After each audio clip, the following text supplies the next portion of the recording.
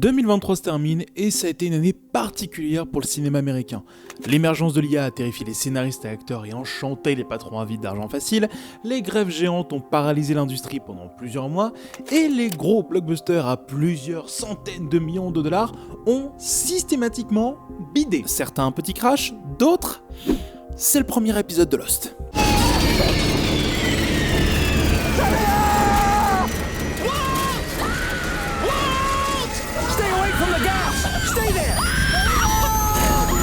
Ant-Man, Fast and Furious, Indiana Jones, tous ont été des flops assez historiques et pour beaucoup incompréhensibles, car dans l'inconscient collectif, gros budget égale gros succès. Et à côté, plusieurs services de streaming voient leur nombre d'abonnés baisser violemment, et certains grands studios s'effritent sous le poids de leurs échecs et des décisions stupides de leurs patrons véreux. Oui, je parle de toi Warner. C'est pourquoi j'avais envie de revenir sur l'un des plus gros échecs de 2023, et comme en plus c'est la période des tops et des flops sur YouTube, je peux parler de mon plus gros flop de 2023, et qui est pour moi l'un des films les plus symptomatiques de notre époque cinématographique, The Flash.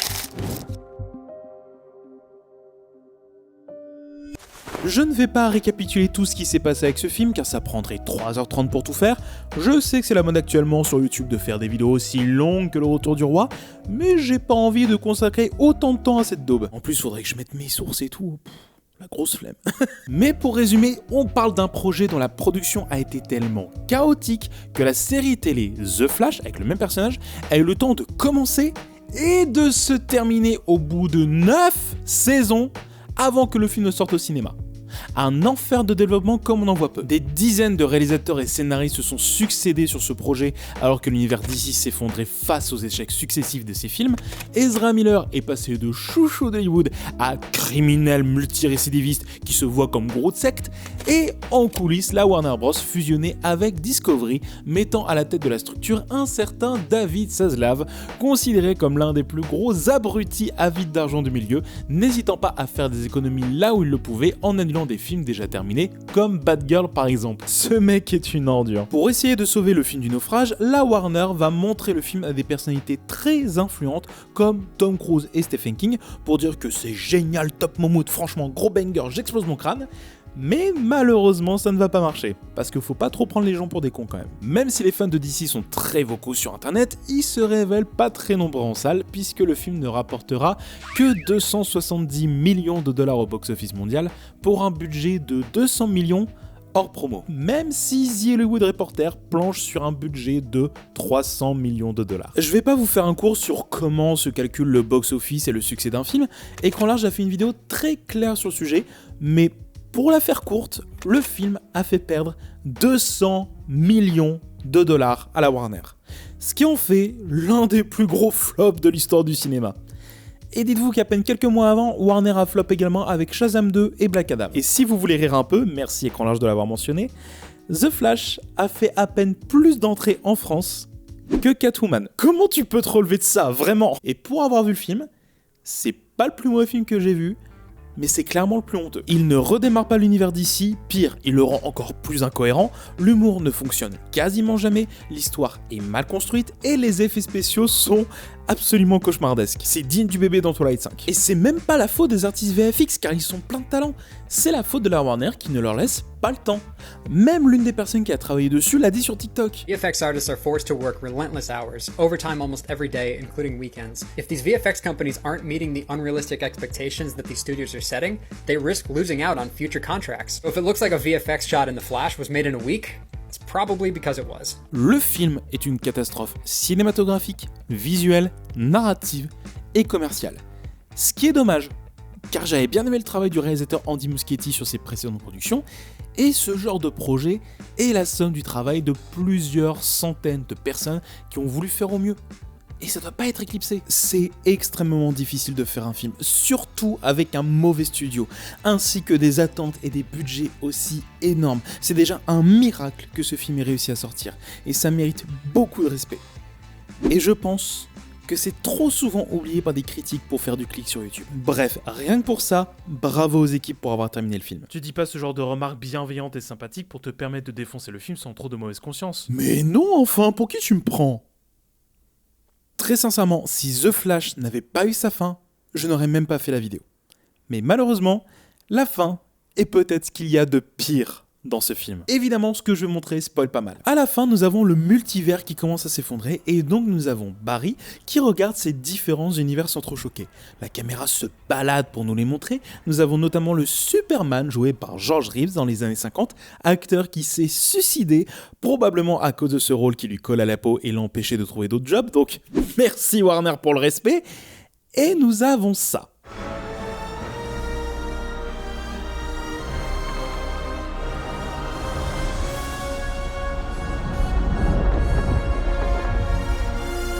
Ceci est une reproduction en 3D de Christopher Reeves, l'un des premiers interprètes de Superman au cinéma, et de Helen Slater, qui a joué Supergirl dans le film éponyme. Mais Christopher Reeves est mort en 2004. Et la Warner a jugé de bon ton de le refaire en 3D. Encore une fois, le respect n'est pas fait en dollars, donc ils peuvent se torcher le cul avec, mais en plus, ils n'ont même pas laissé le temps aux artistes de le modéliser correctement. Et certains soupçonnent même l'utilisation d'intelligence artificielle au vu de certaines erreurs dans les effets. Mais c'est pas ce caméo qui m'a le plus interpellé. C'est celui-là.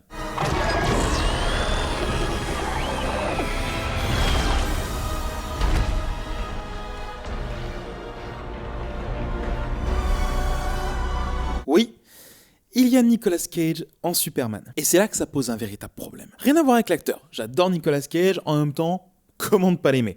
Mais il y a un contexte derrière cette scène. Pour la faire courte, dans les années 90, la Warner a voulu faire un nouveau film Superman nommé Superman Lives et qui devait s'inspirer du comics La mort de Superman, comics qui avait fait grand bruit à l'époque. Elle engage Tim Burton, déjà réalisateur des 2 premiers films Batman, pour s'en occuper. Nicolas Cage, très fan de Superman, est choisi pour interpréter le rôle. Mais, après plusieurs mois de travail, la production du film est tout simplement stoppée. La raison ? Un budget estimé à 190 millions de dollars, ce qui est déjà énorme pour 2023, mais l'est encore plus en 1997, mais aussi une succession d'échecs au cinéma pour la Warner, dont notamment Batman et Robin. Ouais, les films de super-héros n'étaient pas en odeur de sainteté à l'époque. Et d'un côté, tant mieux que le film ne soit pas sorti. Le réalisateur Kevin Smith, qui a travaillé sur l'écriture du scénario, révèle les 3 consignes qu'on lui avait données pour le film.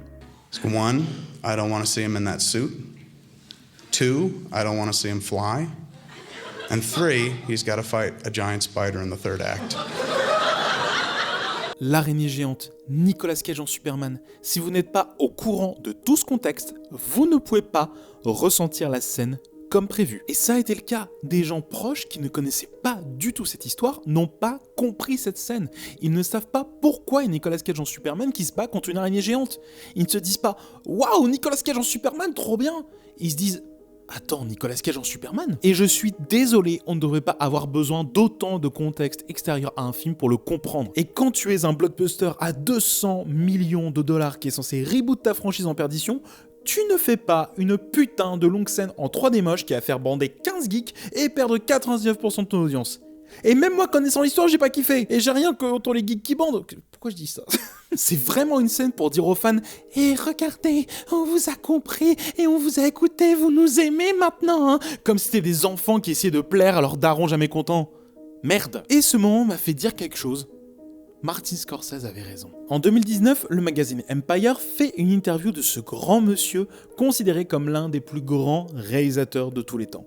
Ce dernier dira ce qu'il pense des films de super-héros et ça va provoquer une polémique dans le monde d'Hollywood. Je ne les regarde pas. J'ai essayé, vous savez, mais ce n'est pas du cinéma. Honnêtement, ce qui s'en rapproche le plus, aussi bien réalisé soit-il, avec des acteurs qui font de leur mieux dans ces conditions, ce sont des parcs d'attractions. Ce n'est pas le cinéma d'êtres humains qui essaie de transmettre des expériences émotionnelles et psychologiques à d'autres êtres humains. Il s'expliquera plus tard dans un billet d'opinion passionnant pour le New York Times, mais le mal était fait. Tout le monde le prenait personnellement, les réalisateurs du MCU ont essayé de se défendre, et je peux pas leur en vouloir, c'est normal, ils veulent juste protéger leur travail. Je comprends. Scorsese dira alors, d'une certaine manière, certains films d'Hitchcock étaient aussi comme des parcs d'attraction. Les gens y allaient pour être surpris et captivés, et ils n'étaient pas déçus. 60 ou 70 ans plus tard, on regarde encore ces films et on s'en émerveille. Mais est-ce que ce sont les frissons et les chocs qui nous font revenir ? Je ne crois pas. Les décors de La mort aux trousses sont époustouflants, mais il ne serait qu'une succession de compositions élégantes sans les émotions douloureuses au centre de l'histoire, ou la perte de repère absolu du personnage de Cary Grant. Et c'était ça tout le problème de cette scène, et même de ce film en globalité. The Flash était tout ce que Scorsese critiquait. Un parc d'attractions vide de sens. Là où le film aurait pu rester ancré dans son histoire, celle d'un jeune homme qui remonte le temps et brise l'univers pour sauver sa mère assassinée, et donc proposer une vraie profondeur émotionnelle et psychologique sans dénigrer l'action inhérente au genre, évidemment, il ne fait rien de tout ça. Il préfère se servir du multivers pour aligner des caméos qui n'amènent rien et provoquer un effet waouh au spectateur pour faire des vues sur TikTok avec des vidéos réaction du public. Et la fin du film est la quintessence de tout ça. Et vous savez ce qui est encore plus insultant ? C'est que ce personnage avait réussi à atteindre un vrai pic émotionnel. En une scène. Celle-là.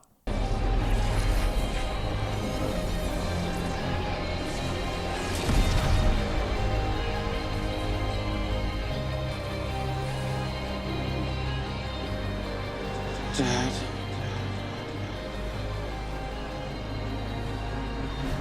Whatever happens, I want you to know. Your kid was one of them, Dad. One of the best of the best.